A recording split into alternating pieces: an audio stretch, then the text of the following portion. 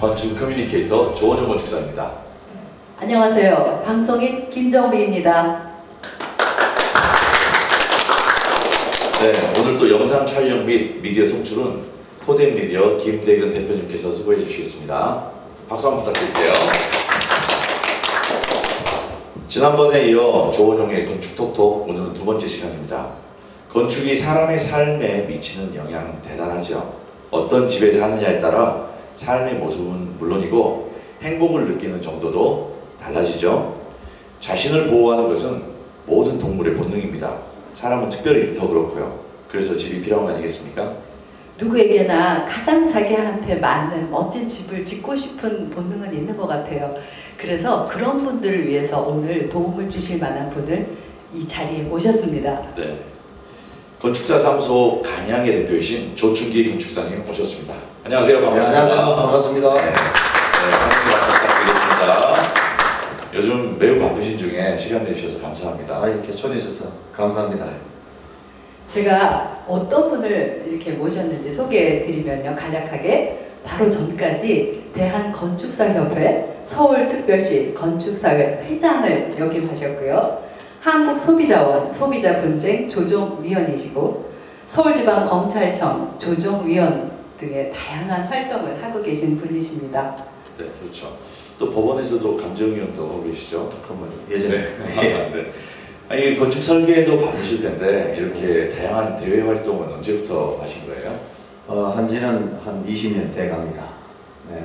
근데 이 대외 활동을 하신 그 이유가 있으셨을 거 아니에요? 예, 이 건축하다 보면 이 건축이 사회라는 생각을 제가 많이 하는데 사회 역할을 통한 건축한테 녹아들여야 된다 하나요? 그게 상당히 많이 영향을 주는 것 같습니다. 네. 예. 실제적으로 그 국민들을 만나러 나가신 거네요. 네, 그렇습니다. 네. 제가 느끼기엔 약간 좀 외람된 말씀일지 모르겠는데 건축사 플러스 정치인 비슷한 이렇게 냄새가 난다고 할까. 홍길동 같은 그런 그 정말 이 신출귀몰한 그런 모습이 약간 느껴졌어요. 네, 건축 스스로가 사회적 역할을 하고 있기 때문에 네. 당연히 그런 모습 보일 거라고 저는 상상 안 됩니다. 어차피 지금 말씀하신 정치라고 하는 것은 사람에게 가까이 가려고 하는 그런 네. 모습인 것 같다라고 그렇죠. 느껴지네요. 네. 네. 좋은 정치인의 모습을 저는 말씀드린 거니까 오해 네. 없으시기 바랍니다. 네. 우리 조충기 집사님께서 메일을 쓰시거나 공문을 보낼 때 항상 그런 문구가 있죠. 건축은 국민 재산의 3분의 2다라고 하는 그 부분에 대해서 한번 말씀 좀 해주시겠습니까? 예, 다들 아는 내용입니다. 우리가 하루에 생활을 해보면 건물에서 생활하는 게 한 70%가 됩니다. 그래서 우리가 이 건축적 가치를 보면 모든 국민의 행복한 권리와 이 가치를 보면 3분의 2 되는 것이 우리 국민의 재산이다, 이렇게 말씀드리고 싶습니다.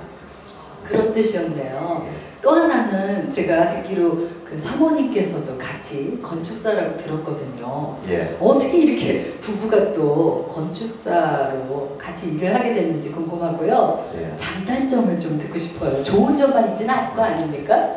예, 주로 보면 장점이 많습니다만 네.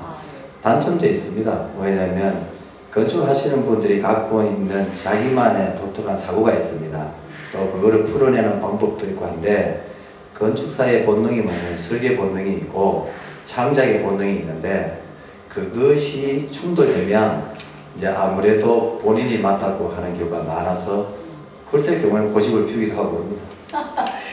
둘이 충돌하면 대개는 누가 이기세요? 자기가 프로젝트에 맞는 사람이 이기게 됩니다. 네, 명답이십니다. 네. 오늘 조충기 건축사님 모시고 실제 대중이 우리 국민들이 집을 짓고 살 때 어떤 절차와 과정을 거치는가에 대한 이제 말씀을 듣고 싶은데요. 우리 본격적인 대화에 앞서서 우리 조충기 건축사님 그 모두 강연 통해서 그 내용에 대한 그 전반을 먼저 대략적으로 한번 들어보고 싶습니다. 예, 알겠습니다. 감사합니다. 잠시 후에 드릴게요. 예, 안녕하세요. 오늘은 건축에 대한 설명을 좀 하겠습니다. 우리나라 건축주들이 대체로 내가 집을 짓기도 하고 또 아름다운 집을 지어서 행복에 부르기도 하는데 실제로 시작을 어디서 할지 모르고 또 막상 하다 보면 어떻게 해야 될지 모르는 그런 게 많습니다. 그래서 오늘은 실제로 우리가 가슴에 피 먹드는 뭐 그런 일이 없도록 하는 우리가 실무적인 이야기를 좀 하도록 하겠습니다. 우리나라에는 건축에 대한 가치를 좀 평가를 못하고 있죠. 이래 보면 에펠탑이 있어요. 파리에. 에펠탑은 건축적 가치가 얼마일까 해서 나름대로 건축인들이 평가를 하기로 합니다. 얼마일까요? 이게 건축적 가치를 614억 정도 된다고 합니다. 그 정도로 건축적 가치는 우리가 모르고 있는 바대로 공간이 갖고 있는 가치가 그만큼 중요하기 때문에 문화적, 관광적 가치가 높다고 볼 수 있습니다. 정말 우리가 건축하고 있는 문제는 온 국민이 같이 호흡하고 주택에서 행복하고 가정에서 행복할 수 있는 그게 중요하지 않나 생각을 합니다. 건축주들이 그런 얘기하죠. 얼마 전에 건축주가 찾아오셨어요. 어떤 이유로 오셨나 그랬더니 내가 펜션을 지어서 좀 아름다운 산골에 가서 건강도 알게 좀 애는 집을 하나 짓는데 시공자하고 속아서 내가 이러다가 건강을 챙기러 갔다가 건강을 잃게 생겨노라 하는 걸 듣고 상당히 가슴이 아팠습니다. 이 건축이라는 것이 우리가 쉽게 볼 일이 아니고 우리가 조금은 서로 신뢰할 수 있는 그런 과정들이 좀 필요하다 이렇게 봅니다. 제가 건축주를 만나보면 가장 답답해하는 것이 뭐냐면 내가 어떻게 이 집을 짓거나 마무리하는 과정을 그 다음에 시공자는 어떻게 만나야 될지 이런 것들을 상당히 답답해합니다. 근데 그 중에 우리 건축하는 분들이 조금 오해하는 게 뭐냐면 건축주가 건축 행위를 하는데 본질적인 게 뭐냐면 항상 자금의 관념을 갖고 있는데 건축하시는 분들이 건축이라는 좋은 이미지에 관한 이야기를 주로 강조하다 보니까 실제로 건축을 만들기 위한 자금에 관한 이야기들을 많이 놓치게 돼서 그것이 계약화되지 않고 해서 많이 다치게 됩니다. 실제로 보면 건축주들이 가장 답답해하는 것이 내가 어떻게 이 집을 지을 거냐 하는 문제, 또 예산은 얼마나 가지고 시작해야 되는지 하는 문제, 그 다음에 이왕 같은 돈이면 어떻게 아름답게 지을까 하는 문제, 그 다음에 선생님 거기도 많이 하죠. 아토피가 많아서 아파트에도 아토피에 좋은 재료도 많은데 그 재료에 관한 것들을 어떤 재료를 쓰면 좋을지 하는 문제 등 상당히 많습니다. 또 이게 건축 설비에 관한 문제인데 이거를 난방을 기름으로 할 건지 전기로 할 건지 아니면 태양으로 해야 할지 하는 문제는 상대적으로 상당히 좀 대안적 가치가 고려되는데 그거를 잊어버리는 경우가 상당히 많습니다. 실제로 보면 우리가 단순하게 건축이 산다는 개념이 아니라 이 모든 것들이 내가 돈을 통해서 해야 되고 실제로 시공자를 잘 뽑아도 이 공사비가 얼마인지 정확하게 아는 것이 중요한데 막연하게 시공자에게 딸려갈 수밖에 없어서 품질도 모르고 이렇게 해서 짓는 경우가 많다 보면 집을 짓다 보면 내가 이제 많은 공부를 하게 되어서 이제는 조금 알게 되죠. 그래 되면 이제 시공자하고 이제 언쟁이 붙을 수밖에 없는 그런 경우가 좀 많이 있습니다. 그거를 우리가 처음부터 프로젝트 관리를 통해서 하는 게 맞다 이렇게 봅니다. 그 건축주가 요구하는 거 계속 한번 찾아보겠습니다. 첫째는 보통 이럽니다. 이게 우리가 내 집을, 이쁜 집을, 행복한 집을 산다 하는 전제를 다 사업이라고 하면 우리가 보면 첫째는 뭐냐면 이거를 해야 되느냐 말아야 될지 하는 걸 해야 되는데 보통 보면 건축주들이 갖고 있는 생각의 범위가 전문가들보다는 좀 단순합니다. 또는 주변의 이야기를 많이 듣기 때문에 거기에 현혹되기도 쉽죠. 그래서 막연히 하면 된다 그러는데 실제로 보면 그렇지는 않다 이렇게 봅니다.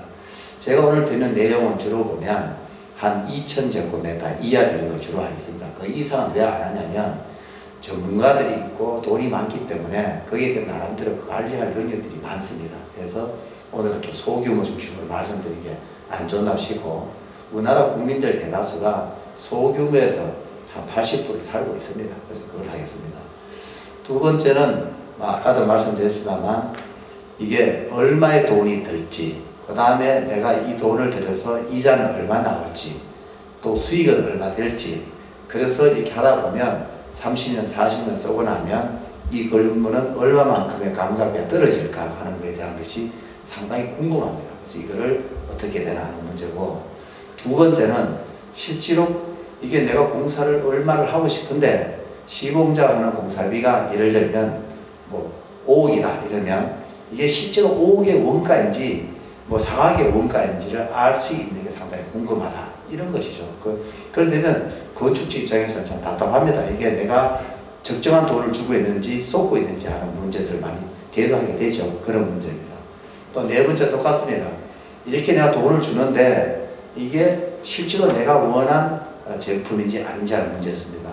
이런 게 있었습니다. 예전에 건축주가 뭘 요구했냐면 나는 수입산 대리석을 원한다. 이렇게 해서 시공자가 그렇게 해주마 약속을 했어요. 근데 실제로 건축주가 집에 가고 시공한테 가보니까 이게 자기가 보기에는 중국산 싸구려 대리석이더라. 이런 이제 결과죠. 그래서 이제 법원에서 논쟁이 붙게 됩니다. 그래 갔는데 시공자 말은 이겁니다. 계약서에 분명히 외국산이니까 나는 외국산을 해놓으라. 이런 게 아니고 건축주는 이게 내가 우리 상식적으로 보면 이태리 데이스라고 하지 중국산을 하지 않는다는 논쟁이 있습니다. 근데 결국은 어떻게 되냐면 계약의 문제는 법원에 가게 되면 근거의 문제이기 때문에 건축주의에 잘못된 상식이 상당히 손해보는 그런 경우도 있습니다. 그런데 이제 그러면 이 모든 거에 대해서 나는 누구한테 물어봐야 될까 하는 문제에 부딪히게 되는데 참 죄송하지만 우리나라 국민들이 누구한테 물을지 모르는 게 대다수입니다. 그게 상당히 안타깝습니다. 그래서 결국은 모든 사람의 본능인데 나는 이쁜 집을 짓든 행복한 집을 짓든 간에 손해보고 싶지 않은 건 똑같은 심정 아닐까 이런 생각을 합니다. 건축주가 해야 될 게 좀 있습니다. 이거 물론 도움을 받아야 되는데 내가 이 건물을 하기 위해서는 주변도 좀 살펴봐야 됩니다. 살펴봐야 되고 이렇게 했을 때 타당성은 있는지 또 규모는 어느 정도의 규모를 지을 수 있는지 그런 문제하고 실제로 내가 이렇게 건물을 지어서 있다 보면 주변의 시장이 어떻게 변화될지 하는 예측이 있어야 실패를 안 하죠. 물론 이럴 수는 있습니다. 내가 돈이 많아서 이거 수익과 관계없다 하면 살아가는 환경에 관한 조사하면 되지만 그래도 은행 이자로 내야 될 정도가 된다 그러면 수요 예측은 상당히 필요하다. 어떤 데 가보면 임대를 줘야 되는데 임대를 못 줘서 이자가 부담되어서 집을 파는 분도 계세요. 그런 것도 좀 생각해야 된다. 또 다섯 번째 보면 내가 이렇게 집을 지었을 때 내가 생활이 유지가 되는 게 목적이지 집을 지어서 내가 집에 살지 못하는 것은 집을 지을 이유가 없는 것이죠. 그에 대한 고민을 할 필요가 있다. 이런 것이죠. 그게 임대료, 관리비, 공실료, 세금, 부대등 이런 게 좀 있습니다. 근데 이제 시공업체는 어떻게 선정할까 이런 거거든요. 시공자 결정에서 여기 다는 설명 안 하겠습니다만 가장 우리 건축주들하고 시공자들 사이에 있는 것 중에 가장 핵심이 뭐냐면 합리적인 가격을 가져오는 분들을 시공자로 선정해야 되는데 건축주들은 가장 싼 값을 가져오는 사람들을 많이 선호한다 이거죠. 그만큼 사람을 믿고 있다는 이야기고 시공자들은 그렇지 않습니다. 시공자들은 어떤 이유든 간에 일을 따는 게 목적이기 때문에 거기에 대한 오차가 있어서 이게 상당히 좀 위험합니다. 그래서 저는 항상 말씀드리지만 합리적인 공사비에 관한 이야기를 가져오는 게 중요하다. 이렇게 좀 생각합니다. 건축주가 이제 이 건축을 하나 가지고 이렇게 보려 보면 여러 사람들을 필요로 하죠. 이래 보면 건축이 만들어지고 생성될 때까지 이래 보면 상담도 해야 되고 시공도 해야 되고 작업도 해야 되고 유지관리도 해야 되고 세금도 내야 되는 이런 과정들을 거치게 되기 마련입니다.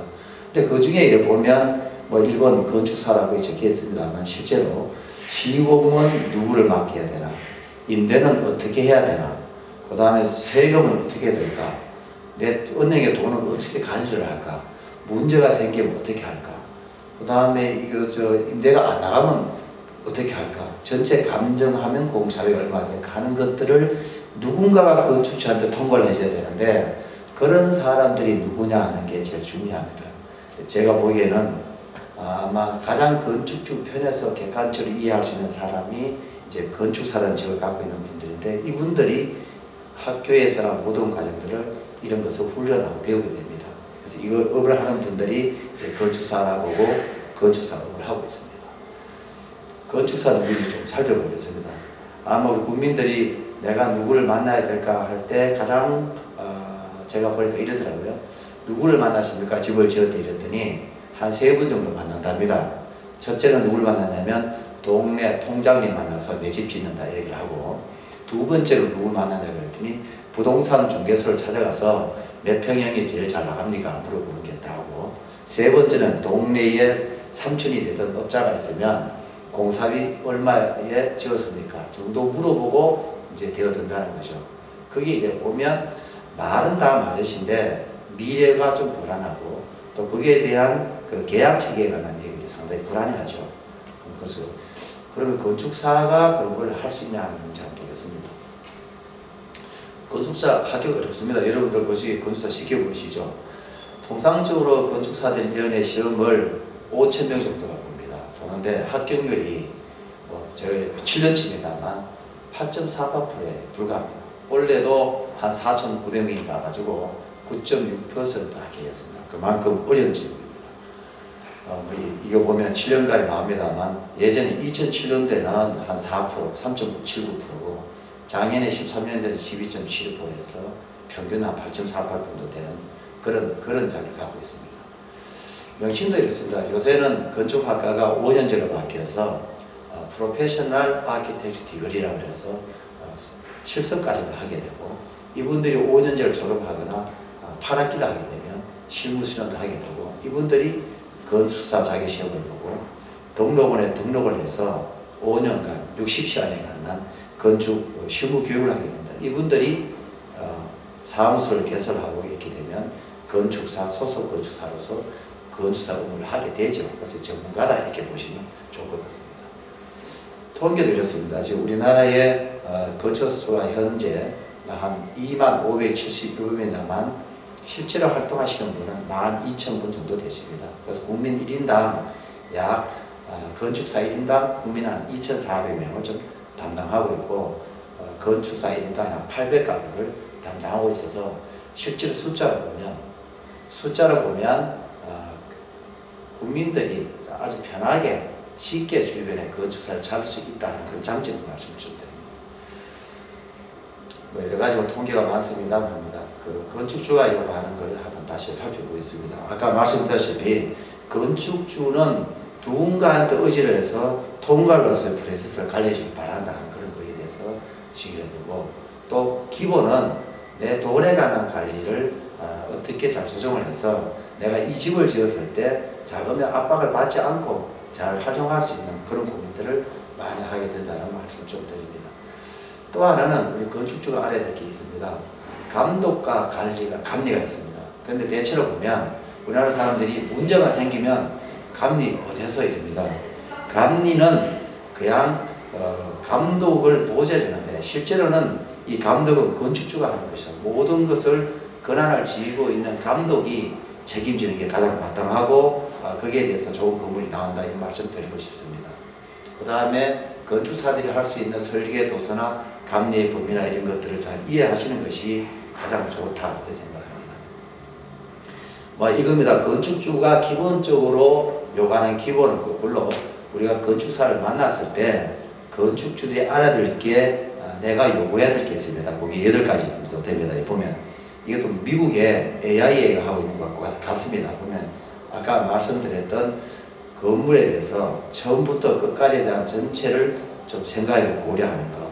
두 번째는 발주자, 시공자에게 누군가의 건축에 대한 걸 자료를 줘야 되는데 그거를 누구한테 받아야 되냐면 설계하는 건축사한테 받아서 줘야 된다.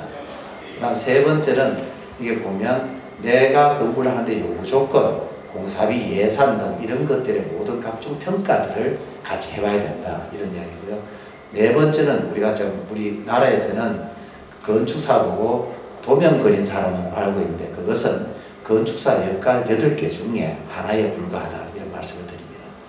다섯 번째는 시공자입니다. 우리가 시공자를 어떻게 선정할지, 어떻게 불려야 될지, 어떻게 입찰해야 될지 하는 과정, 그 다음에 계약에 관한 걸 어떻게 해야 될지 하는 모든 것들을 잘 모르죠. 이것을 가장 도와주시는 사람이 뭐냐면 건축사가 제일 낫지 않나 생각을 하고요.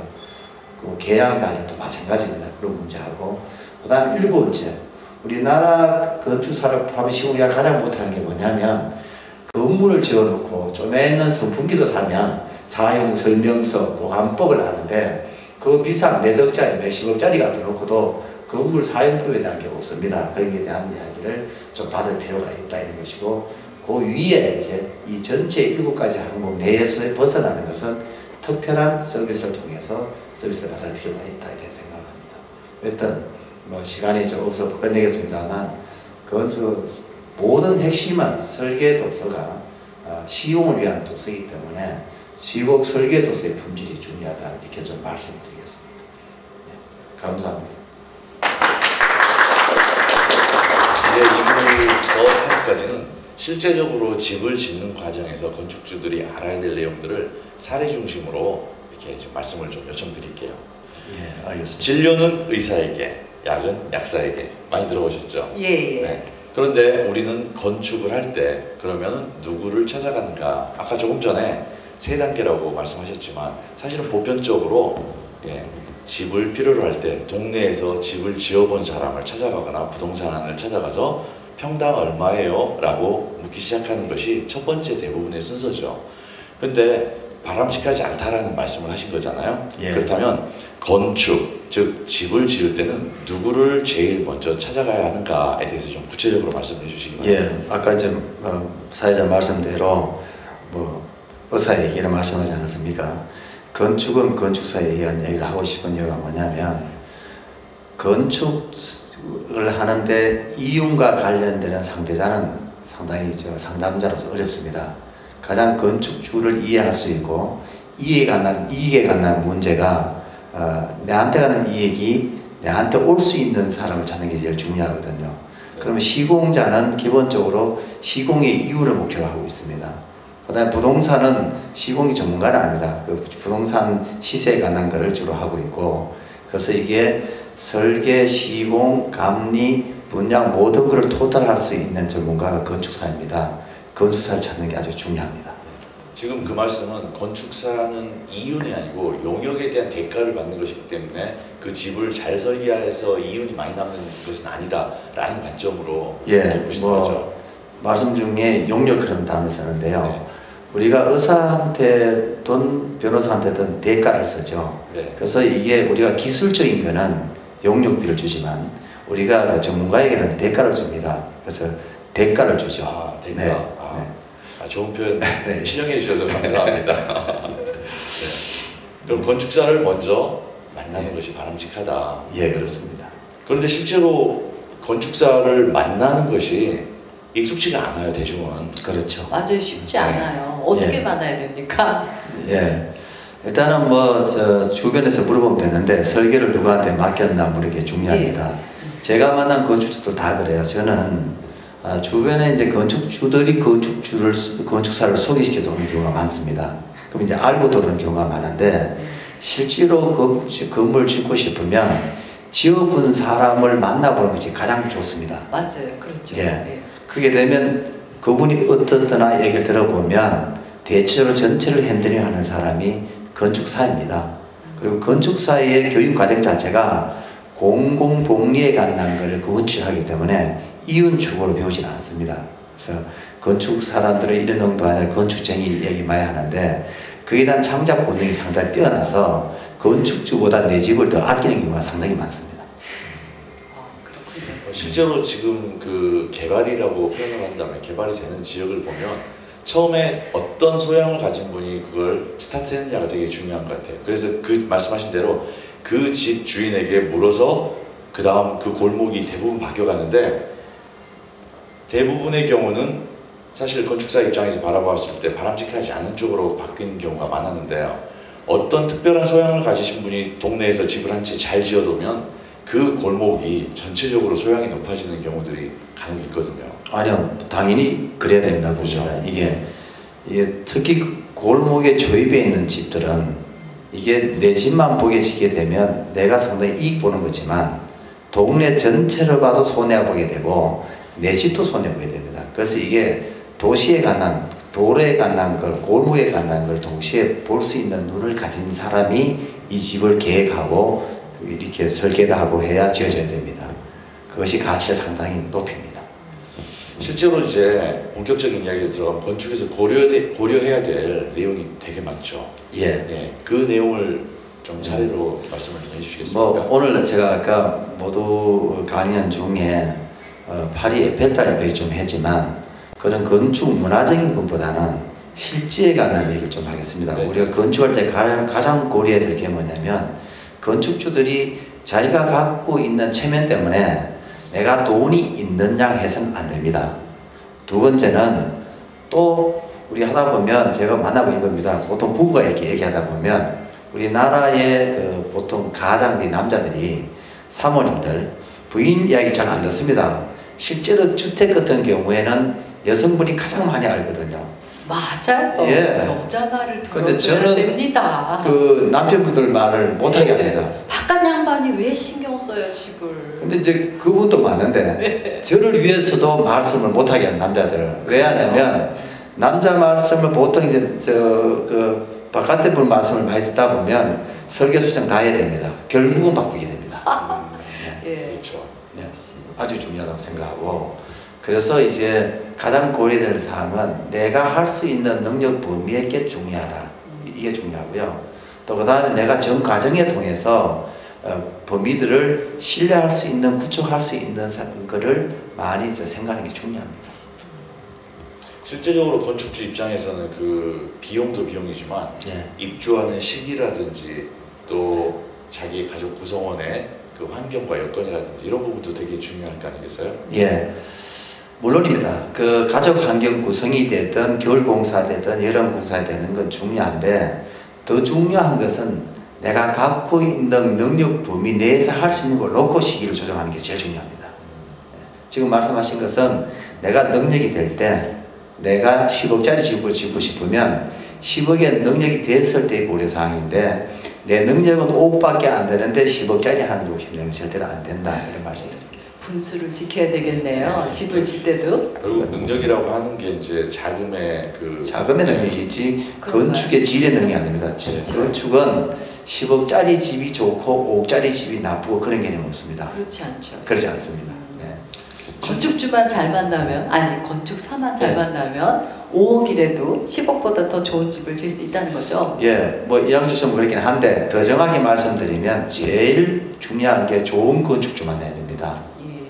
그 다음에 이제 우리 같은 좋은 건축사를 만나야 되고 좋은 시공자를 만나야 됩니다. 맞아요. 삼박자가 맞아야 되네요. 좋은 건축주라는 표현을 해주셨는데요. 좋은 건축주라는 것은 어떤 건축주를 의미할까요? 지금은 상업적인 게 많은데 그거를 또 좋은 건축주는 뭐냐면 그분 스스로도 그 설계자를 속이거나 시공자를 속이는 분이 있습니다. 그래서 그분 스스로도 사회 구성원의 일원으로서 책임지는 자세가 상당히 중요합니다. 그렇죠. 물론 좋은 건축사는 건축주를 위한 좋은 건축을 해내는 그런 분이시겠고요. 뭐 우리도 반성해야 됩니다. 건축사들이 무슨 오리에 빠있냐면 나는 좋은 건축사라서 항상 건축주 편이야 하지만 건축주 입장에서 보면 건축사를 신뢰할 수 있는 걸 내놓는 게 중요합니다. 근데 건축주하고 건축사가 뭔가 신뢰를 갖기 위한 프로세서 같은 거는 어떤 방법을 쓰고 계신 거 있어요 혹시? 예, 대체적으로 보면 우리가 대화를 오래 하는 게 필요한데 예. 제 개인적으로는 건축주를 만나면 예. 건축에 대한 인문 사회적 이야기를 많이 합니다. 예, 그래 하게 되고 보통 보면 이제 우리가 건축주 만나면 아침 10시에 만나지 않습니까? 예. 제 개인적으로는 저녁까지 얻어먹고 그 다음날 가서 또 저녁 얻어먹고 그 다음 세 번째는 커피숍에 만나서 커피 먹고 그렇게 이야기하고 난 다음에 계약서를 하나 줍니다. 프로세스에 대해서 그걸 가져가서 일주일 동안 좀 알아보라고 주변에 그런 신뢰가 아주 중요하고 또 건축주에 대한 건축에 관한 건축주의 그 일반적인 이해가 좀 많이 필요합니다. 그럴 것 같아요, 그렇죠? 네, 그렇죠. 아니 건축주가 뭘 원하는지를 알아야 그 맞춤형의 집이 나올 거 아니에요, 그렇죠? 예. 근데 근데 친하지도 건축주도 않은데. 예, 건축주도 이게 있어요. 예. 우리나라 사람들 체면이 많이 많거든요. 말 안 하잖아요. 뭐를 속이려는 거야, 속이려고. 자꾸 숨기려는 게 있고, 네. 또 하나는 내가 살고 있는 집에 가구도 많고, 뭐 냉장고도 있고 많지 않습니까? 예. 그런 거를 알려줘야 다시 사용할 수 있는데, 그건 뭐, 자꾸 이제 그걸 숨기려고 하는 것도 많이 있고요. 자기의 비밀인가 뭐 이런 거를 예. 비춰내는 것 같으니까 솔직하지 예. 않다는 거죠? 예. 또 하나는 뭐냐, 가장 우리나라 사람들이 조심스러운 게 뭐냐면, 건축주한테 물어야 되는 게 뭐냐면 이겁니다. 나이 드신 어른이 계세요, 집안에. 그런데 상식적으로 봐도, 의학적으로 봐도, 뭐 5년 또 못 살 분이다 그런 게 나오잖아요. 예. 그런데 이 집은 50년, 100년을 사는데, 그렇죠. 50년, 100년의 집이 5년 사시는 분한테 묶이는 경우가 있었어요. 그럴 수 있겠네요. 네, 그거는 솔직하게 말씀하는 게 좋다. 가족 구성원에 간다면 하는 게 좋다. 이런. 네, 오늘 강연은 다른 일반 강연과 달리 매우 실제적인 그런 이제 말씀을 나누는 시간인데요. 그렇다면 좋은 건축주 의식을 가지신 분이 좋은 건축사를 만나서 건축을 의뢰하게 되면은 실제 설계비는 어느 정도로 대가를 그분들은 생각을 하셔야 되는 건가요? 아까 제가 용역비가 아니고 대가라 했잖아요. 네. 모든 전문가들은 내가 한 만큼을 받습니다. 근데 우리가 착각하는 게 뭐냐면 우리나라 경제 성장 중에 항상 물건을 사왔고 아파트도 지어진 거 샀기 때문에 모든 제품이 똑같습니다. 그래서 깎으려고 하죠. 그러다 보니까 이게 내가 갖고자 하는 만큼의 대가를 주고 시켜야 되는데 그걸 못한다. 두 번째는 이런 겁니다. 설계비 대가가 공사비에 보통 2에서 7%인데 보통 한 5% 정도 되죠. 추적하자면. 근데 이게 무슨 얘기냐면 깎으면 된다는 개념이 아니라 2% 내지 5%의 설계비가 100%를 좌우한다는 걸 이해하는 게 중요합니다. 그래서 이 대가를 내가 필요한 걸 찾는 게 중요하고, 두 번째는 이게 내가 이 설계 도면을 잘함으로 인해 가지고 정확한 공사비를 알 수 있게 되고 저분이 얼마나의 품질적으로 할 수 있어서 내가 그 대가 준 만큼의 이익보다 훨씬 90배 이상을 받게 되는 경우를 이해하는 게 중요합니다. 어렵죠?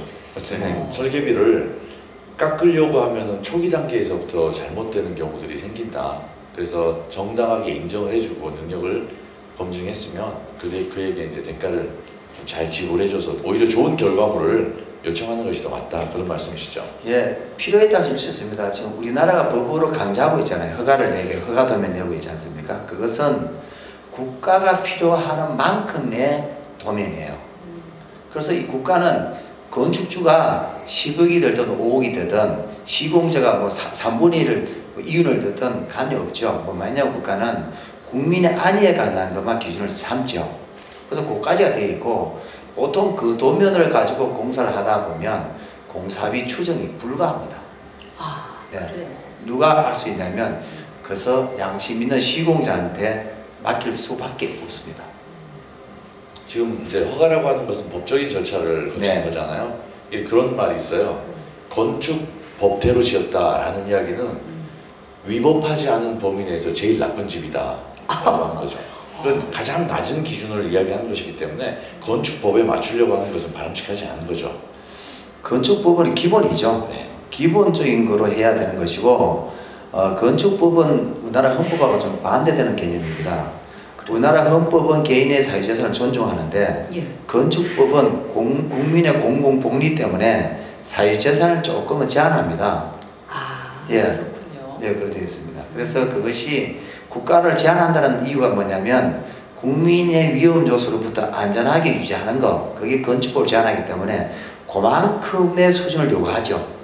그 이상에 관한 퀄리티는 건축사에 대가를 줘서 그에 대한 것을 이끌어내는 게 중요하다, 이래 봅니다.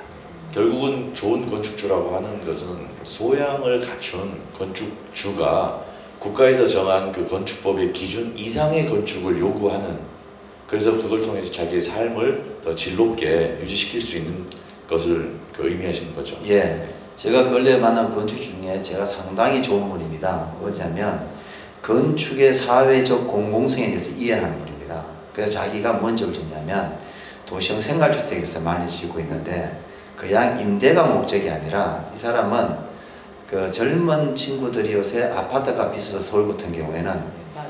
전세도 살 수 없고 월세도 못 사는 경우가 있습니다. 그래서 이분들한테 뭘 하냐면 사회에 나가는 인큐베이터 기능을 하겠다. 그래서 그 집에 젊은 친구들, 결혼을 하고 싶어하는 친구들 이런 분들을 좀 들어오게 할 수 있는 그런 기능을 가지고 설계도 하고 이렇게 했어요. 그러다 보니 일반 집과 상당히 좀 차별화되는 그런 분들이 좋은 건축주 아닐까 이렇게 생각합니다. 요새 그런 수요가 굉장히 많잖아요, 그렇죠? 네. 예, 막 결혼들도 빨리 안 해가지고 집은 네. 떠나야 되고, 그렇죠? 혼자 사는, 그렇죠? 저는 이래 봅니다. 빨리 하고 싶어도 못한 경우가 있어요. 그렇죠. 예, 그 집에 입주한 분들 보면 돈 가는 분도 계시고요. 그럴 것 같아요. 네, 결혼하신 분도 계세요. 들어와 있는데 두 분은 뭐냐면 이 집에서 살면서 사회에 나갈 수 있는 기반을 조성하고 이사로 온 사람들이에요. 그래서 여기에 와가지고 있다 보면 집이 좁잖아요. 예. 그래서 보통 집들 보면 방 한 칸 안에서 모든 걸 해결하는데 네, 이거는 그렇지 않아요. 예를 들면 이삿짐이라든지 그 다음에 침대라든지 그 다음 필요한 거 가구들 이런 거 있잖아요. 그런 것들은 임대를 해줘요. 빌리면 되고 또 물건 많잖아요. 방 작은데 물 놓을 데 있잖아요. 창고를 이렇게 따로 보관을 해요. 그러면 내가 갖고 있는 창고에 이렇게 넣기도 해요.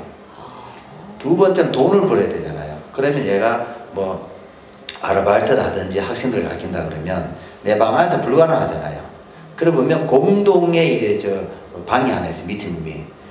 거기에 가외해도 되고 또 다들 외롭기 때문에 거기에 놀러오게 되면 월드컵 한다 이러면 다들 거기 들어와서 저 TV 시청도 하고 커피도 같이 먹고 담소도 하고 해서 커뮤니케이션을 잘 일으키는 뭐 그런 역할도 하게 됩니다. 커뮤니티 센터가 그 집 안에 있는 거네요. 있습니다. 네.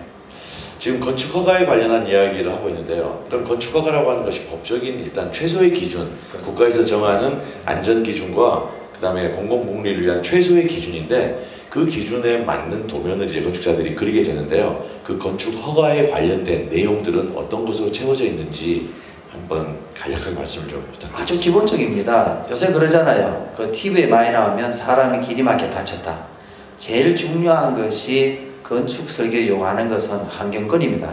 이웃집하고의 공기에 관한 문제, 환경권. 두 번째는 사는 사람들이 피해가는 것. 우리나라 사람들이 안전 그러면 집 무너지는 거 걱정하는데 그게 아니고 실제로 우리나라 사업으로 보면 가장 많이 다치는 게 피난을 못 가서 죽는 사람이 많습니다. 집 무너져서 죽는 경우는 사용을 못한 경우고요. 대체적으로 자물쇠 잡혀 있거나 뭔가가 잘못하고 있을 때 그런 것들을 최소화하는 규정. 두 번째는 에너지입니다. 국가가 에너지 좀 많이 까고 있잖아요. 그에 관한 그래서 안전, 환경, 그 다음에 에너지. 그게 주로 핵심으로 볼 수 있습니다. 자, 지금 현재 우리 조충기 건축사님 모시고 건축에 관련한 기본적인 이야기들을 나누고 있습니다. 자, 여기까지 1부를 마치고요. 2부에서는 실제 시공자를 어떻게 찾고 공사를 할 수 있는지에 대한 이야기 3부에서 말씀드리도록 하겠습니다. 자, 여기서 마치겠습니다.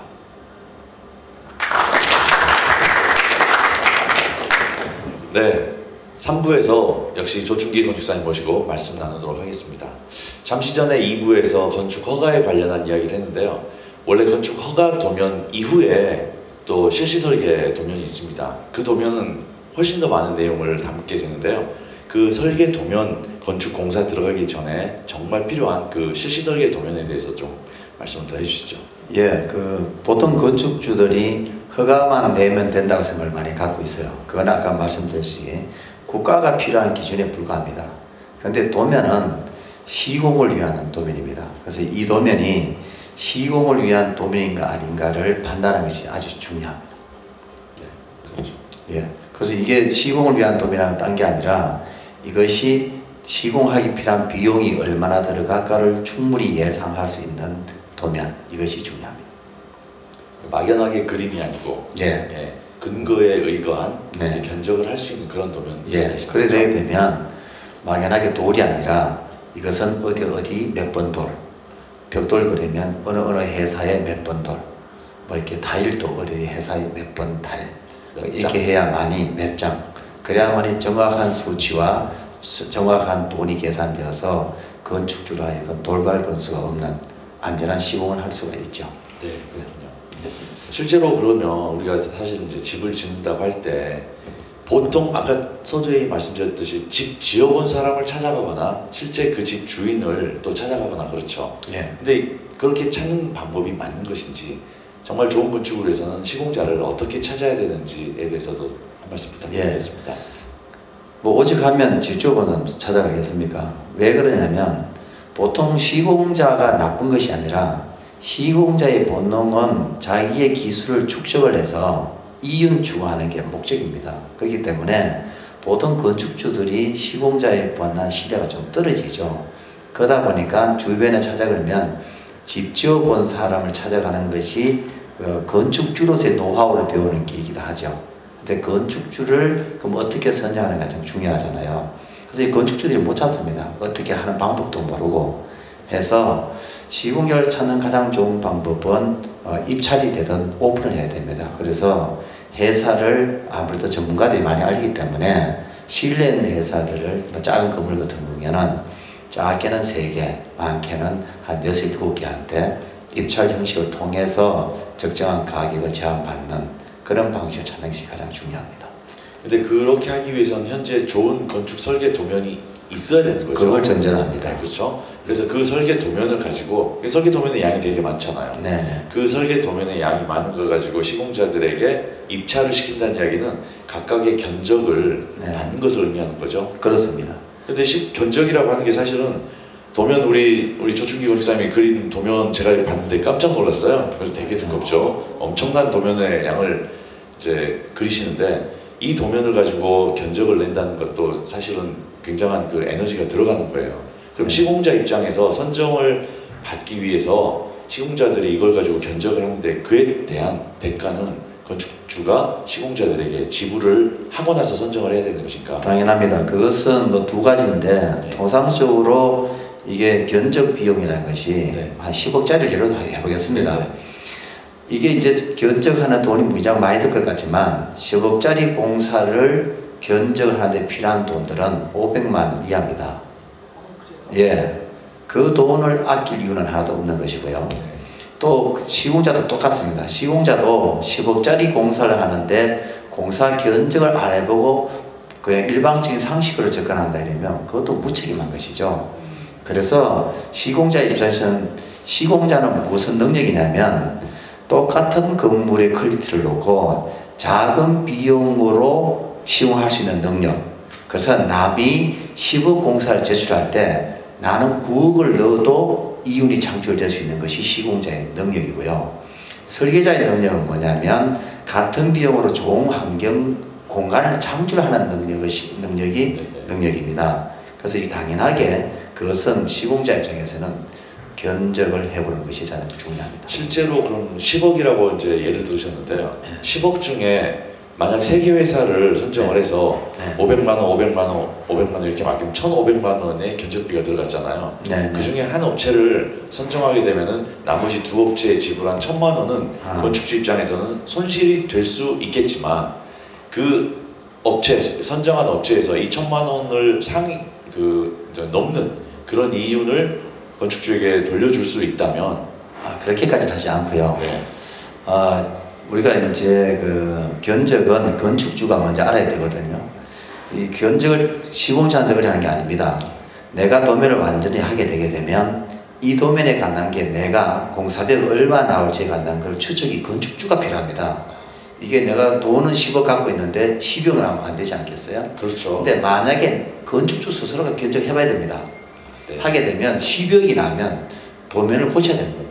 그렇겠죠. 네, 8억이 나오면 다행스러운 겁니다. 네. 그래서 거기에 대한 기준들을 시공사 입찰하는 분한테 자료를 주죠. 주변 그분들이 할 수 있는 건 뭐냐면 나는 재료를 싸게 살 수 있다. 나는 인건비를 싸게 할 수 있다. 나는 노하우가 많아서 다른 관리 비용이 줄어든다.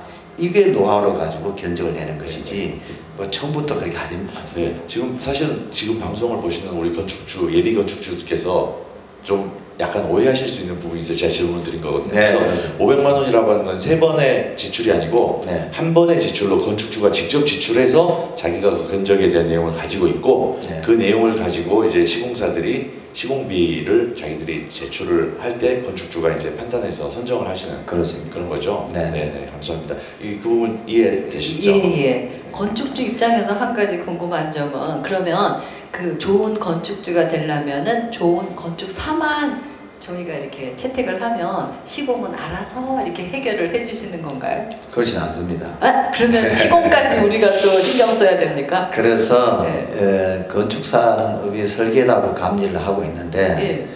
실제로 보면 주변에 보면 가장 우려된 게 뭐냐면 건축주들이 워낙 이제 신뢰를 못하다 보니까 자기 삼촌 또는 뭐 친척의 누구의 감독을 갖다 놓게 되면 맞아요. 오히려 권한은 줬는데 핸들링이 안 되는 경우가 많아요. 그래서 객관성을 담보하는 게 좋은데 그것은 감독은 건축주가 해야죠. 근데 이제 감리나 실제로 설계 도면이 현장에서 구체화되는 게 필요하거든요. 그거를 설계 의도 구현이라 하거든요. 근데 도면을 다 했는데 왜 해야 될까 궁금하지 않겠어요? 글쎄 말이에요. 근데 이런 겁니다. 예를 들면 우리가 편하게 하겠습니다. 변기가 되죠. 변기가. 예. 설계할 때는 6개월 전이었습니다. 근데 이 변기가 아직도 팔릴 수도 있고 단종될 수도 있어요. 그렇죠. 네. 그래 되는 경우에는 이건 와서 그에 봐야지. 판단을 해야 되고 조명기구도 마찬가지입니다. 조명기구를 내가 어떤 분위기로 만들었는데 이 제품이 안 나온다든가 하는 경우에는 거기에 맞는 걸 대처를 해야 되는 그것이 설계 의도 구현의 기본입니다. 아주 디테일한 거로 들어가니까 아주 복잡하네요. 예. 사실 우리 그 대중들이 건축 설계를 해서 집을 지어가는 것이 만약에 오래전부터 익숙한 문화에 있었다면은 지금 말씀하신 건 너무 자연스럽게 받아들이실 텐데 네. 사실 대중들은 너무 기성품 집을 구매하는 것만 익숙했지 예. 새로 짓는 것은 잘 모르거든요. 맞아요. 닭장 같은 네. 아파트에서만 살아가지고 모릅니다. 지금 사실 이런 대화가 우리 그 방송을 시청하신 시청자 여러분께서는 되게 생소한 맞아. 예, 그러면서도 신선한 느낌을 분명히 가지실 그럴 것 거거든요. 같아요. 예. 근데 건축주 입장에서는 제일 유혹을 받기 쉬운 것이 아무튼 눈앞에 맛있는 것이 있으면 그걸 손이 가듯이 그렇죠. 조금 더 저렴한데 조금 더 싼데 뭐 퀄리티는 지금은 눈에 안 보이는 거니까 그건 모르겠고 일단은 금액이 저렴한 쪽으로 이렇게 먼저 마음이 가려고 하는데 그럴 때 그 유혹을 이길 수 있는 그 마음가짐이라고 한다면 어떤 생각을 갖는 것이 저는 이런 방법을 씁니다. 예를 들면 10억짜리 공사의 견적이 10억이 나왔다고 하면 시공자가 거기에 대해서 보통 이윤을 5%에서 10% 가져간다 그러는데 그걸 나는 8억에 진도를 하면 건축주는 좋아하는데 저는 그 견적을 받기 전에 건축자와 대화를 합니다. 이 금액 이하는 절대로 문제 생길 수 있기 때문에 합리적인 가격은 얼마니 절대로 그 유혹에 넘어가지 마라 이렇게 합니다. 부실 공사가 될 수 있다 이런 이제 대체로 보면 요즘 와서 더한데 조심스러울 게 뭐냐면 시공자들이 일을 따고 보자는 게 있습니다. 예, 따고 보자고 보면 우리나라에 그 법이 좀 무선이 있는데 시공자가 현장을 장을 하게 되면 건축주의 권한이 상당히 사라져요.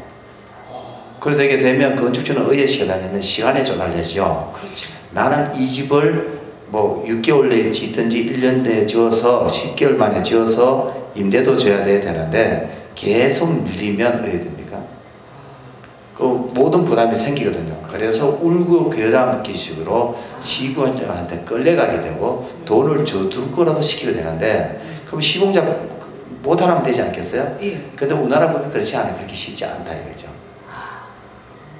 그래서 거기에 대한 고민을 많이 하는 게 중요합니다. 그래서 이게 뭐 보시는 분 건축주 되실 분이나 앞으로 분들은 서두르시면 안 됩니다. 항상 내가 갖고 있는 범위 내를 검토를 하고 전 과정에 대한 것을 검토한 다음에 그럴 때 하는 게 중요합니다. 전 지금 개인적으로 어떤 생각이 드냐면 우리 왜 내가 몸이 아플 때도 유명하신 의사분들 이렇게 찾아갔잖아요. 근데 지금 생각해보니까 유명하신 건축사를 우리가 너무나 모르고 있다는 거. 그렇다면 정말 이런 이 사람은 이거에 강하고 이 사람은 또 이거에 강한 그런 건축사에 대한 정보를 뭔가 좀 건축사분들이 우리 일반 그 건축주들에게 알려주는 어떤 프로그램도 개발해야 되지 않겠나 이런 생각을 합니다. 저는 우리 협회가 참 그게 비해서 죄송하고 송구한데 당연히 예. 건축사의 협회의 역할이 건축주가 좋은 건축사를 선정할 수 있도록 더 정확히 말씀드리면 적당한 건축사를 찾을 수 있도록 하는 그런 정보 오픈하는 거 예, 그거 해야 필요해요. 되는 예, 몰라요 정말. 예. 그래서 우리 보면 회원 명부가 있는데 그것이 중요한 게 아니라 예. 이 명부를 봤을 때 이 사람은 어느 쪽의 전문가고 그렇죠. 이쪽에 내 작품이 많고 이런 것들이 있어서 실제로 건축주들이 이거를 확인할 수 있는 시스템이 아주 좀 필요합니다. 그러니까요. 네. 그런 면에서는 우리 대한건축사협회를 비롯한 각 건축사회 지회들이 네. 조금 더 대중에게 친근하게 맞아. 문을 열고 다가가는 작업이 필요하겠네요. 예, 필요합니다. 예. 네, 좀 노력해 주신 거 아니에요? 그래서 또 이런 네. 건축 토크쇼도 생긴 것 네, 같습니다. 그렇죠? 아무튼 네. 지금 시공자의 선정이 되게 중요한데요. 사실 시공자가 시공할 수 있는 능력이 있다 손 치더라도 그 사람이 신원에 대해서 또는 신용도에 대해서 건축주들은 모르는 일이거든요. 그래서 사람을 잘 만나야 되는데 어떻게 하면은 그나마 속지 않고 잘 만날 수 있는 방법이 있을까요? 기본적으로 시공자들이 저 공사 견적을 낼 때 지명원, 내 회사를 소개하는 걸 가져오게 됩니다. 근데 우리나라의 그 한 좀 작은 건물들은 소위 그 건설 회사를 갖고 있지도 않고 빌려오는 경우도 많이 있어요. 상당히 조심스럽습니다. 면허만 빌렸다. 그렇죠. 아 요새 맞아. 그 다음에 두 번째는 그 지명원을 가져오는데 지명원을 위한 지명원이 많아요. 그것도 조심해야 무슨 돼요. 소린지 잘 못 그냥 알아듣겠어요. 나를 지명해 주세요라는 그런 거죠. 그걸 위한 거죠. 네. 네. 실적, 소위 실적이라고 하는 실적만 것은, 중산. 그러다 보면 사람 이름은 많은데 실제로 그분이 내 현장에 와야 필요한 사람이잖아요. 그렇죠. 그렇지 않다. 그때 보면 또 대규모 회사들은 너무 크기 때문에 관리비나 모든 게 비싸지죠. 예. 그보다 적당한 중규모가 중요하다. 근데 영세 소규모는 또 상당히 좀 부실 우려도 분명히 있죠. 그렇겠네요. 거기에 대한 거를 평가를 할 때 그에 대한 냉정한 평가를 좀 같이 논의해서 하는 게 필요합니다. 실제로 동네에서 집을 지을 때 도면이 복잡한 것을 시공자들 일반적으로 싫어하죠. 역으로 말씀을 드리면 시공자 입장에서는 우리나라의 시공이 상당히 편하죠. 허가 도면 가지고 공사를 해야 되니까요. 그러면 어느 누구도 이게 공사가 맞는지 안 맞는지 이 재료가 맞는지 모르죠. 그러니까 그 사이에 눈먼 돈들이 누지면 뭐 죄송합니다 시공자분들 꼭 그 단은 아닌데 예. 실제로 시공자 입장에서는 재료 표기도 없고 허가 도면 갖고 있으면 시공하는데 운용의 표기 자기한테 걸려있기 때문에 상당히 편합니다. 그런데 이제 복잡한 도면을 하게 되면 어떤 이유든 도면이 시킨 대로 해야 되기 그렇죠, 때문에 그렇죠. 상당히 스트레스 받는 건 사실일 겁니다. 근데 시공이 어떤 분이 이렇게 해요. 자기가 알아서 하는 것보다 있는 대로 하니까 편하다는 분도 많아요. 그렇죠. 생각하기 나름이죠. 예. 그렇죠. 예. 농담을 할까요? 이런 게 있습니다. 시공자들이 예. 대체로 보면 저 도면 엉망이야 이렇게 하는 분들 많아요. 예. 그분은 그렇게 얘기하는 도면들은 도면이 엉망이 아니라 그 도면이 잘 되어서 내 이윤이 별로 안 남는구나 이렇게 이야기해요. 자기 입장에서 말하면 네. 그런 제 거죠. 경험에 의하면 또 이거 있어요. 시공자가 도면 욕을 엄청나게 하면서 도면 복잡하고 뭐 이렇게 복잡해 이렇게 하는데 그분이 자기 집을 지을 때 됐어요. 예. 저한테 의뢰했습니다. 사람이 참 네. 이래요. 네. 이기적이에요. 그렇습니다. 그 사실 우리가 제일 조심해야 될 부분, 특별히 이제 집을 지으시려고 하는 분들 제일 조심해야 될 게 평당 얼마냐라는 네. 얘기를 많이 하죠. 사실 건축은 처음부터 입체잖아요. 네. 근데 그걸 평면 개념으로 해서 높이값을 생각하지 않고 평당 얼마라고 하는 것은 굉장한 모순이죠. 예, 저한테도 묻습니다. 저 집에 평당 얼마 들었는데 뭐 이렇게 많이 묻는데 예. 제가 그 집의 계약서를 보기 전에는 말 못합니다. 그런 거예요. 첫째는 계약의 공사의 범위가 다릅니다. 어떤 집은 엘리베이터 비용을 제외하고 하는 집도 있고 포함하는 집도 있고 담장을 제어하는 집도 있고 뭐 당당히 많습니다. 그래서 제가 보는 가장 좋은 것은 내가 돈을 주고 키만 받고 더 할 수 있을 정도의 공사 범위를 정하고 일률적으로 정하는 게 중요합니다. 글쎄 말이야. 그게 그런데 나은 이제 시공자들은 그렇게 안 하죠. 싸게 해야 되니까. 아. 그러니까 뭐를 제외하는 거를 이야기하고 있다가 내가 이거 한다 해서 공사비 평당 예를 들면 평당 100원 이랬는데 다른 사람은 다 넣고 하면 평당 150원 되지 않겠어요? 그러면 100원짜리가 싸게 보이잖아요. 그렇죠. 짓고 나면 180원 되더라 이런 게 많죠.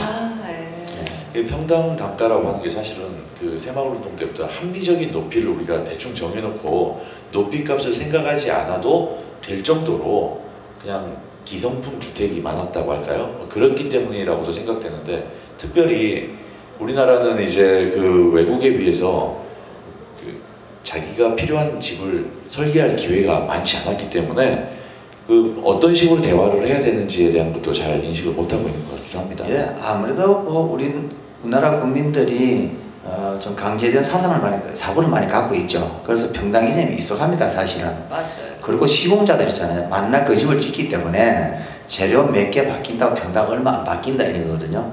근데 그거는 무슨 의미를 하냐면, 맞습니다. 정부하기 때문에 평당 얼마 개념이 있을 수 있죠. 여러 번 짓다 보면. 대신 뭐이냐면 평당 개념의 흡수율이 내가 플러스 마이너스 3%는 될 수 있다 그러면, 플러스 3%가 되게 되면 건축주가 득보는 것이고, 마이너스 3%가 되면 시공자가 손해보거든요. 그러면 결국 6%가 왔다 갔다 하게 되면 이게 사실은 우리가 전문화되지 못했다 볼 수 있습니다. 그렇죠. 네. 그리고 대충 한다는 거죠. 대충 그렇죠? 한다는 그리고 거기에는 지금 건축 면적에서 제외되는 발코니, 테라스, 뭐 필로티 이런 부분들은 다 빠져 있기 때문에 평당 단가를 낮추려고 하면 이런 반외부 공간은 거의 안 만들어지는 경우가 많겠죠. 예, 대체로 보면 시공자들이 갖고 있는 평당 개념은 공사의 범위는 건축주가 갖고 있는 공사 범위와 완전히 다르다, 저는 이래 봅니다. 오차가 상당히 많습니다. 그래서 그거를 계약서란을 통해서 완벽하게 할 필요가 있다 이러고, 시공자 선정할 때도 항상 보는 것이, 그래서 이 도면이 필요한 겁니다. 이 도면에 기준하는 것대로 가져야 됩니다. 그래서 이 도면이 뭐냐면 공사 범위와 품질을 다 담고 있거든요. 요대로 하면 됩니다. 보통 보면 이제 계약 다음에 나옵니다만, 이 건축주들이 계약서에 도장을 맡기는 게 많잖아요. 도장을 찍으면 모든 도면을 떠나서 이 도면보다 계약서도 우선하게 됩니다. 그러면 도면은 잘 돼 있는데 계약서가 이해를 못 쓰게 하는 경우도 있어요. 네. 이게 또 그렇군요. 지금 3부에서 우리 조충기 건축사님과 시공에 관련한 부분 대화를 나누고 있습니다. 이제 잠시 후에 4부에서 실제로 시공자와 계약 관계를 어떻게 해결해야 될 것인가에 대한 이야기를 나누도록 하겠습니다. 잠시 전에 공사비에 관련한 내용을 나눴는데요. 저희 지금 진행하는 동안에 계속해서 아주 멋진 모형이 함께하고 있습니다. 제가 아까부터 이렇게 자꾸 눈길이 저쪽으로 가는 거예요. 예. 저 누가 만들었을까? 예. 그리고 얼마나 저런 걸 만들기 위해서 어떤 수고가 들었으면, 또 집을 짓 때 항상 저렇게 만듭니까? 저런 걸? 대체로 만듭니다. 진짜요? 예. 얼마나 걸려서 만든 작품인가요? 보통 보면 이거 만드는 데는 뭐 한 3, 4일이면 만들 수 있습니다. 예, 그렇죠. 있는데 만들어 놓고 뜯었다 붙였다 하는 게 보통 보면 한 보름 이상 뜯었다 붙였다 합니다. 근데 저런 걸 꼭 만들어야만 저런 집을 또 지을 수 있는 건가요? 한 두 가지가 있습니다. 하나는 우리 도면이라는 것은 이 3D잖아요. 입체로 된 것을 2D로 하는 작업이 도면이에요. 그렇죠. 그러다 보니까 일반 건축주들이 벽면을 보면 알긴 아는데 이해가 안 가죠. 와닿지가 않아요. 네, 이런 게 있어요. 건축자 한 분이 다른 예입니다. 우리 사무소가 아닌데 와서 옛날에 그런 이야기가 뭐냐면, 집이 기역자 집이었어요. 그런데 정면으로 보면 일자로 보이지 않겠어요? 그렇죠. 그 자기는 그러지 줄 알고 집을 지었대요.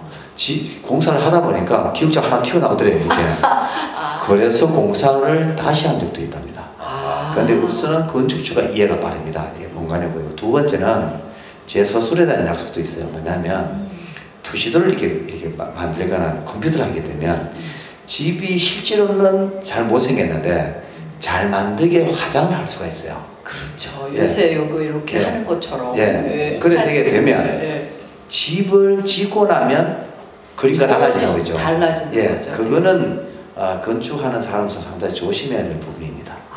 그래서 모형을 만드는 게 그렇습니다.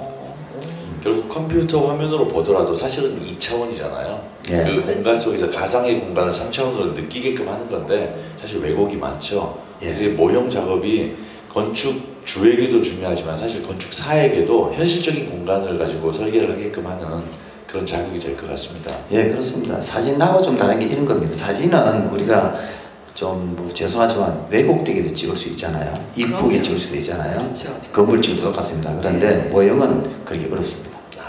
그렇죠. 그렇죠. 예. 모형을 만드는 건축사님과 실제 자기 집을 짓는 작업을 하는 게 매우 중요한 의미가 있다. 그렇게 말씀하시는 거죠. 예, 건축주도 상당히 좋아합니다. 이래 보면 상당히 반가워합니다. 그래서 제가 집 짓고 나면 좋은 건축주한테는 학생들 와가지고 이제 시습도 하고 하지 않습니까? 공부도 시키고 하나 만들면 이거 하나 선물하면 평생을 두고 좋아합니다. 근데 저는 솔직히 저거를 받으면서 이거에도 공사비가 포함된 거 아닌가 이렇게 생각이 들 것 같은데요. 그거는 설계비에 포함되어 있습니다. 아, 그렇죠. 네. 그러니까요. 그래서 적정한 설계비가 필요한 거죠. 아, 예. 설계비를 너무 싸게 하면 당연히 모형 못 만들겠죠. 그렇죠. 예. 네, 그럼 이제 잠시 전에 공사비에 대한 내용을 가지고 이제 시공자를 어떻게 선정하겠는가에 대한 이야기를 나눴는데요. 그렇다면 이제 시공자가 선정된 다음에 그와 계약을 해야 이제 실제적인 시공이 이루어지지 않겠습니까? 예. 그럼 어떻게 공사 계약을 해야 할 것인지, 그리고 우리 건축주들께서는 어떤 내용을 주의하고 또는 집중해서 보고 계약서를 써야 될지에 대해서 좀 말씀 부탁드리겠습니다. 예, 말씀은 건축주의 입장이다 보니까 건축주 중심에 얘기하게 되는데 시공자를 보면 또 건축주가 불안할 수도 있습니다. 항상 서로 신뢰가 중요하고 공사는 계약이 소위 이제 건축주와 시공자 간의 계약이 성립됨으로써 공사 진행되거든요.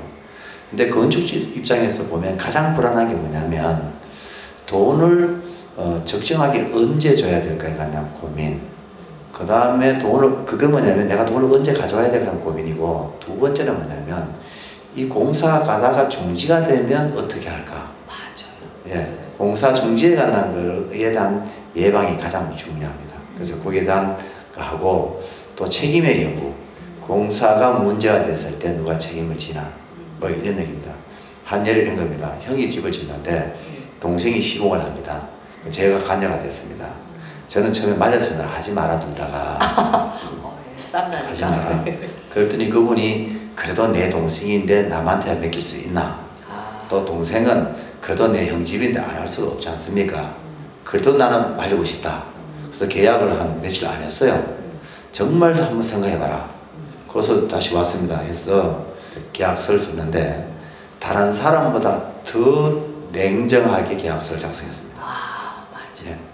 네. 그런 관리가 아주 중요합니다. 계약서는 신뢰를 깨지 않는다는 뜻은 계약서 당시에는 내일 절대로 믿을 수 없는 사람이라는 마음을 가지고 계약서를 작성하는 게 오히려 신뢰를 돋게 한다. 이래 봅니다. 그 계약서라고 하는 게 서로 약속을 지키자라는 의미가 분명히 있지만 약속이 반드시 깨질 수 있다. 그랬을 때 분쟁을 어떻게 해결해 가야겠는가라는 내용을 사실 담아야 되죠. 예, 좋은 말씀이신 한데 실제로는 계약을 깰 수 있다는 생각을 아직 안 하도록 작성하는 게 중요하죠. 예. 만약에 깨졌을 때 풀어갈 수 있는 방법이 그 안에 담겨 있어야 되는 거죠. 거기에 대한 책임에 관한 문제가 있죠. 그렇습니다. 이게 저는 이 집이라는 게 그냥 뚝딱 지어지는 게 아니잖아요. 시간, 기간이 필요하잖아요. 근데 천재지변에 어떤 일이 발생할 때 그 책임은 누가 지는 거예요? 그거는 천재지변에 관해서는 시공자가 책임지지는 않습니다. 아, 모든 계약도 국가를 해도 그렇고 천재지변은 그렇지 않은데 문제는 뭐냐면 천재지변의 사이의 경계를 어디 둘 거냐. 그렇죠. 그런 고민이 많습니다. 아니 비가 너무 많이 왔어요. 그래서 공사가 지연됐어요. 그러면서 거기서 나오는 뭔가 피해 발생 어떤 비용 같은 게 발생할 수 있잖아요. 그 정상적인 공정이라면 시공자한테 못 묻습니다. 그런데 장마 오기 전에 충분히 공정이 있었는데 불구하고 공사가 유죄돼서에 나타난 문제는 천재와 관계없이 문제가 되겠죠. 그렇죠. 그리고 건축주 입장에서도 보통 보면 인정하는 범위들은 인정하는 게 좀 중요합니다. 그렇죠. 서로. 그래서 보정제도에 관한 것도 그래서 하는 것이고 또 공사 변경도 똑같습니다. 우리가 보다 보면 자재 변경을 하게 되거든요. 그럼 변경이 일어날 수 있잖아요. 그랬을 때 어떻게 할 거냐 하는 문제들을 보다 구체적으로 적는 것이 아주 중요합니다.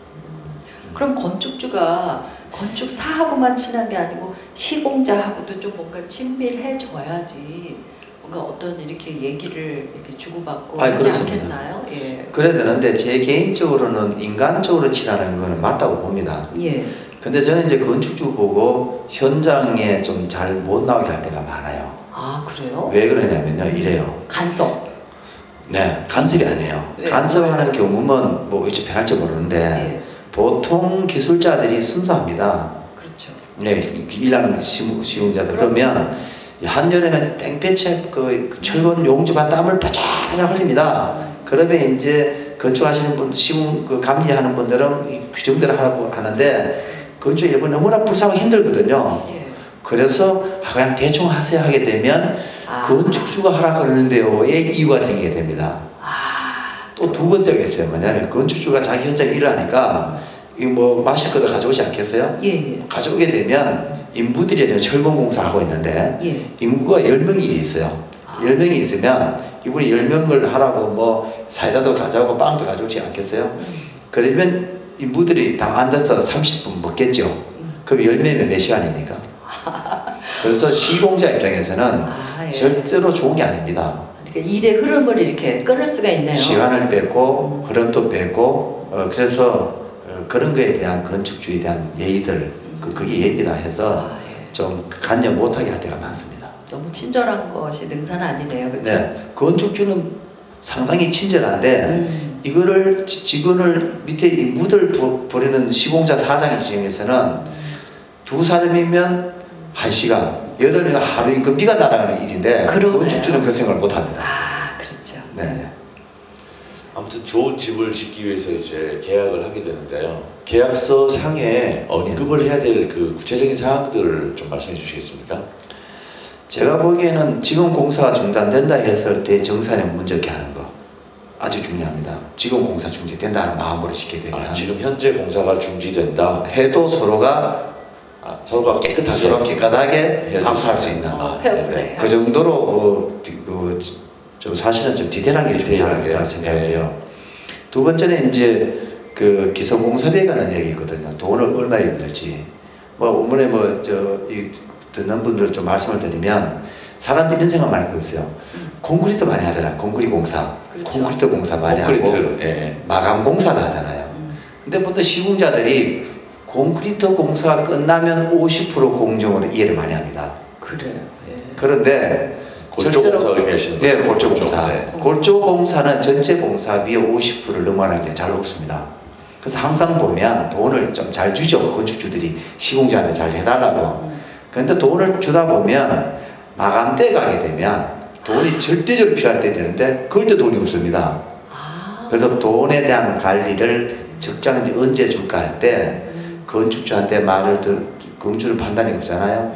그러면 감독한테 묻든지 설계자한테 묻는데 미국은 설계자의 의견을 듣습니다. 우리나라는 감리자 의견을 듣는데 미국은 설계자 의견을 들어서 설계자에 보면 전체 프레스를 봤을 때 얼마 줘야 된다는 걸 가지고 보통 그렇게 해서 자금 관리를 하죠.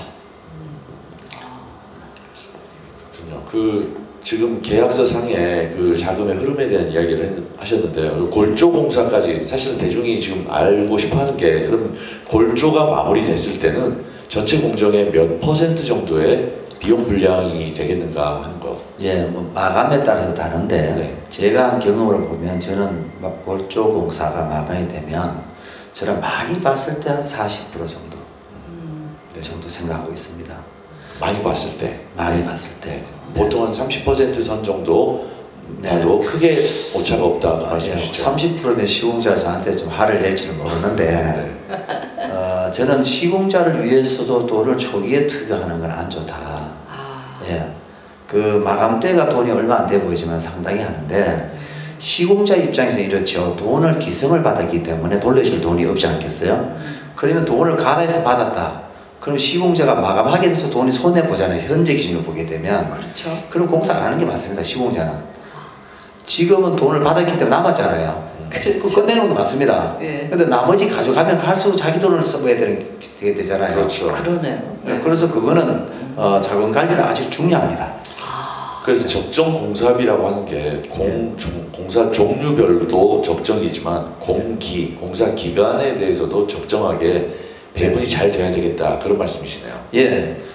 건축주가 필요한 것은 공사비의 기간이 예를 들면 10개월이다 가정하면 이게 월세가 예를 들면 1,000만 원 하다 가정해 봅시다. 1,000만 원. 예.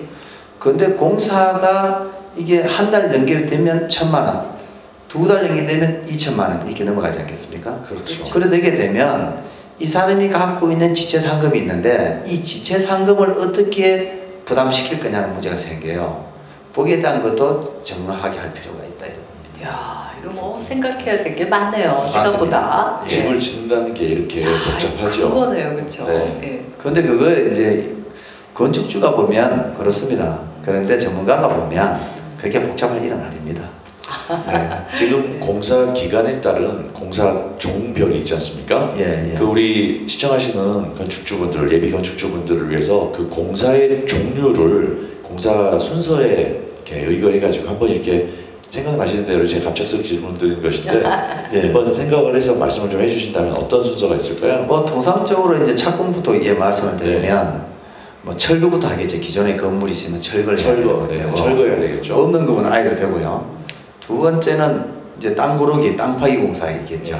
땅 포기 나면 아까 말씀했던 골조 공사. 네, 네. 골조 공사가 동시에 일어날 때 뭐냐면 전기, 그 다음에 수도 설비, 뭐 배관 이런 것들 다 동시에 하고 통신, 네. 동시에 공사되고. 그 골조가 시작될 때는 기초부터 먼저 파는 거죠. 당연합니다. 네, 그 기초 판 다음에 철근 배근하고 네, 지금 말씀하셨던 설비 전기를 묶기 위한 일종의 파이프나 슬리브 같은 것을 네, 그때 동시에 묶고 네. 그리고 콘크리트 타설하는 것을 지금 골조 공사까지 그 범위 내에 보시는 거죠. 그렇죠. 네. 네, 그렇습니다.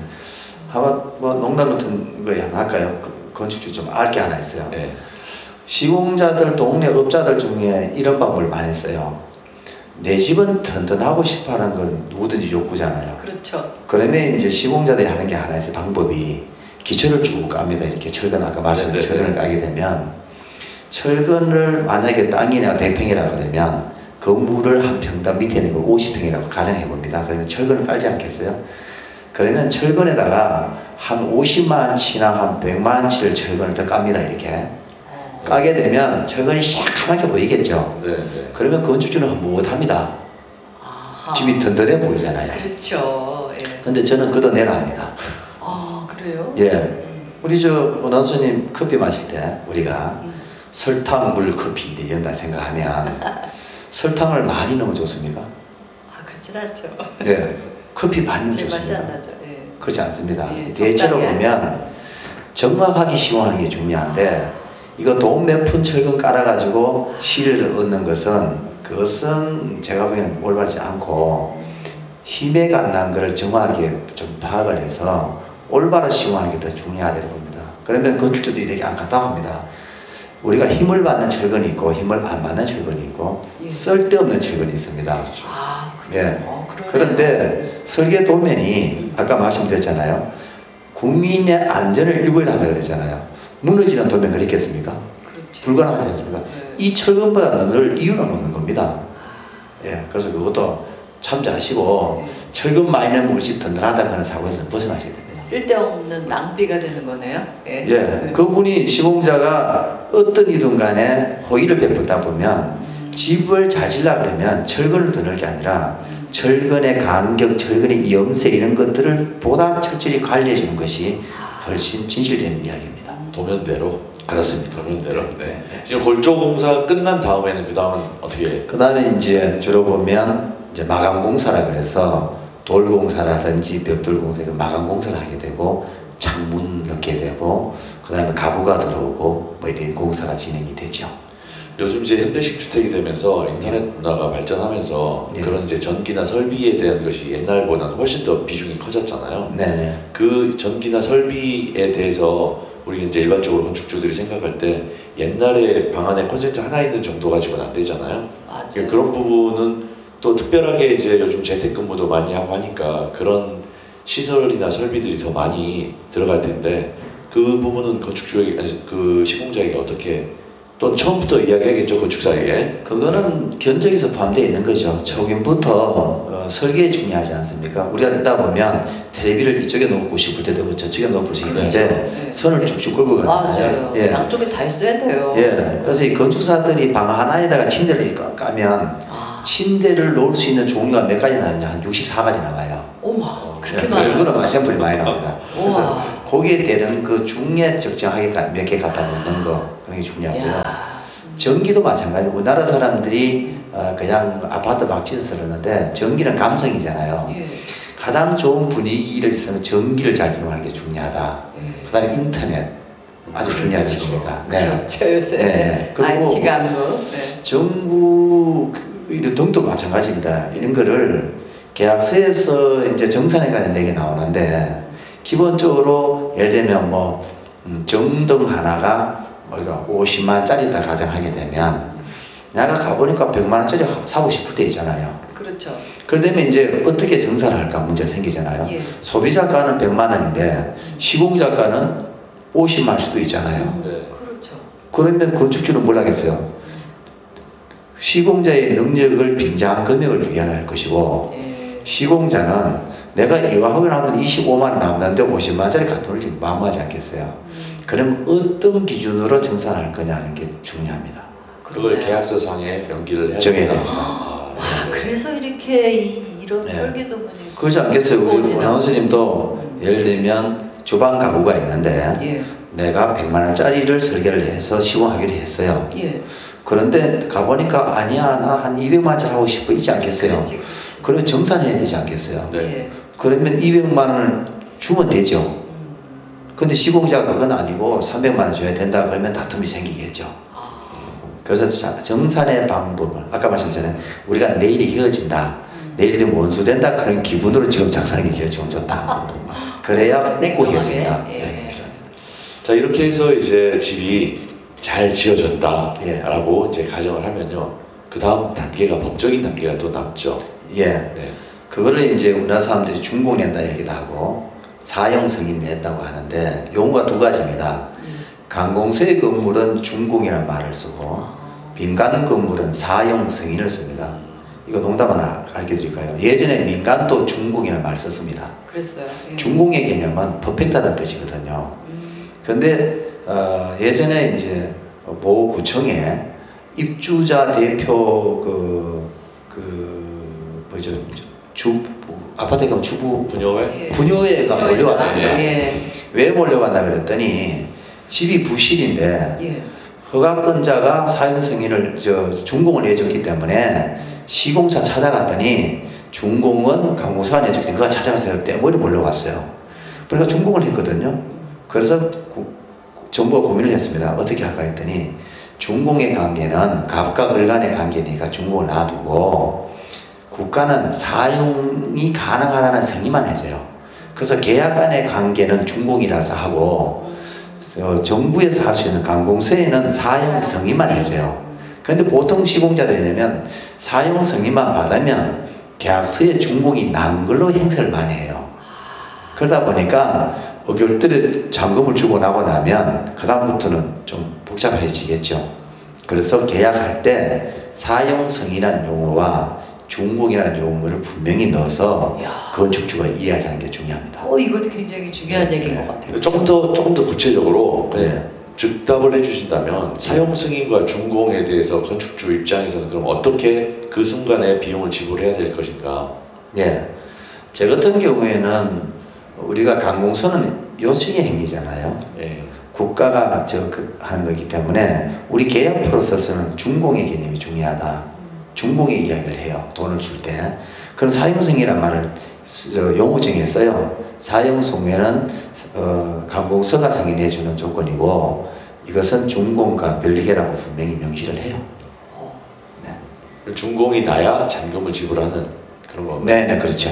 네. 사용 승인이라고 하는 것은 사용해도 좋다. 국가 차원의 예, 이야기죠. 국가 차원에서. 정부 차원의 예, 이야기. 결국은 건물은 완성이 되기 위해서는 준공 검사 필해야만 완성이 된 상태가 된다. 네. 그 말씀이시죠. 예. 네. 그 다음은 이제 준공이 나서 입주를 했어요. 준공 검사 누가 그냥 중요하죠. 아, 네, 그렇죠. 네. 준공 검사를 우리나라 사람들이 그 입주자들이 뭐가 좀 마음이 약하냐면 지체 보상금을 받으면 되는데 그간의 정을 보니까 못 받잖아요. 그래서 이거를 대충 넘어가는 경우가 많아요. 준공 검사를 대충 하는 경우가 많아요. 예. 전기 같은 경우에는 밤에 켜봐야 되는데 대충 몇 개 보고 된다든가 뭐 말만 듣고 잘 돼가지고 이렇게 묶고 꺼내는 경우가 있는데 시간을 두고 세세히 볼 필요가 있습니다. 이 시공자는 그 건물을 넘기고 나면 하자 보수라는 걸 하지만 공사 끝났기 때문에 건축주는 이 건물을 가지고 평생을 살아야 되는 문제거든요. 그렇죠. 그거 며칠을 못 참으세요. 좀 참고 그 전문가를 놓고 이렇게 잔잔히 좀 볼 필요가 있습니다. 우리나라 사람들이 마음이 급하잖아요. 네, 두 번째는 뭐가 필요하냐면 이 건물 준공할 때 이 건물을 어떻게 사용해야 될지 사용 설명서 그거 받아 놓으셔야 됩니다. 맞다. 이런 물 있잖아요. 네. 주방에 물이 나가는데 물이 막혔어요. 예, 예. 그런데 도면과 달리 이렇게 옆으로 가는 경우도 있어요. 그럼 도면을 그려줘야 될 거 아니겠어요? 그러면 보수하고 싶으면 어디 뜯겠어요? 엉뚱한 데는 계속 뜯게 돼요. 그렇겠죠. 그렇겠네요. 네네네. 그러면 도움이 안 됩니다. 아니 우리가 스마트폰을 사가지고도 사용 설명서 매뉴얼을 보면서 이 네. 몇십 년을 살 집을 네. 설명서를 한 예. 번도 본 적이 없어요. 그렇죠. 이를 어쩝니까? 그 이사를 가게 되면 예. 이사 가는 사람은 괜찮습니다. 이 그렇죠. 집을 사가지고 온 사람이 있어요. 그러니까. 그분은 어떻게 하라는 거죠? 예. 상당히 괴롭습니다. 코끼리 장님이 이렇게 만지는 장님이 네네. 코끼리 만지는 것처럼. 아파트 사시는 분을 잘 아시는데 예. 안방 건너방에 있으면 거실에 있으면 이게 난방하잖아요. 예. 그게 어느 게 방인지 모를 때 많잖아요. 그 그렇죠. 단순한 것도 문제가 되는데 건물 전체로 보면 상당히 괴롭죠. 그러네. 좀 전에 이제 준공검사의 그 시점 말씀해 주셨는데요. 준공검사를 빨리 받은 다음에 건물이라고 하는 게 그 소위 말하는 하자라고 하는 건 생기기 마련이거든요. 준공검사를 받은 다음부터는 하자고 그걸 조금 미루면은 준공검사 받기 전 상태에서는 공사의 미완성이고 그렇죠. 그렇다면 그때 건축주로서 시공자에게 주장할 수 있는 권리의 크기가 많이 다르겠어요. 네. 미완성이기 때문에 돈을 늦게 줘도 되는 것이지만 네. 주고 난 다음에는 돈을 지불하고 난 다음에는 이제 아쉬운 입장이 돼버리는 거잖아요. 그래 되죠. 네. 이제는 거꾸로 되게 되죠. 그렇죠. 그 계약의 시작은 계약하면 착공을 했잖아요. 네. 준공이 끝날 때는 시공자와 건축주의 관계는 끝난 거예요. 그렇죠. 그 다음 물을 수가 없어요. 이제 하자가 생기잖아요. 그럼 시공들이 하자 보조금 다 끊을 거 아니겠어요? 그럼 하자 보조금 회사가 맡을 일이라는 거죠. 그렇죠. 네, 그래서 이거는 하자에 관한 얘기 말씀 잘 하셨거든요. 공사가 준공되기 전에는 아주 공사 덜 된 거예요. 그렇죠. 그거는 고치면 되는 거고 그땐 공기가 밀려 그러면 지체 상금으로 보상받으면 되는데 그것도 건축주가 내가 급해서는 건축 이런 분이 있습니다. 지체 보상을 받으면 해결될 걸 입주자들 다 계약을 다 작성했습니다. 언제 준공 나니까 그 시공자 말 듣고 예를 들면 이달 말까지 준공 납니다 해서 한 보름의 여유를 둬서 입주자 계약을 다 합니다. 근데 보름 뒤에 끝나지 않거든요. 그러면 어떤 일이 생기냐면 건축주가 설계자나 감리를 찾아와서 문제 없다고 해달라고 비는 경우도 있어요. 아유, 그런 일도 여유가 없기 생기겠네요. 때문에 그런 예. 거죠. 그래서 거기에 대한 건축의 개념은 이렇게 집을 짓고 중국대 개념이 아니라 이 건물이 없어질 때가 전 과정이기 때문에 그거를 조금 차분하게 검토할 필요가 분명히 있습니다. 네, 감사합니다. 오늘 제2회 조원용의 건축톡톡 조충기 건축사님, 건축사 사무소 간양의 대표이신 조충기 건축사님 모시고 오늘 귀한 말씀 나눴습니다. 실제로 건축주들이 집을 지어갈 때 어떤 것을 알아야 하며 어떤 절차를 통해야 되는지, 그리고 진료는 의사에게 약은 약사에게 하듯이 건축 행위를 할 때는 반드시 건축사를 먼저 찾는 그 좋은 건축주가 되시길 바라는 마음으로 오늘의 건축톡톡을 마치겠고요. 다음에 제3회 조원용의 건축톡톡에서 여러분 다시 만나 뵙겠습니다. 감사합니다. 수고하셨습니다. 수고하셨어요.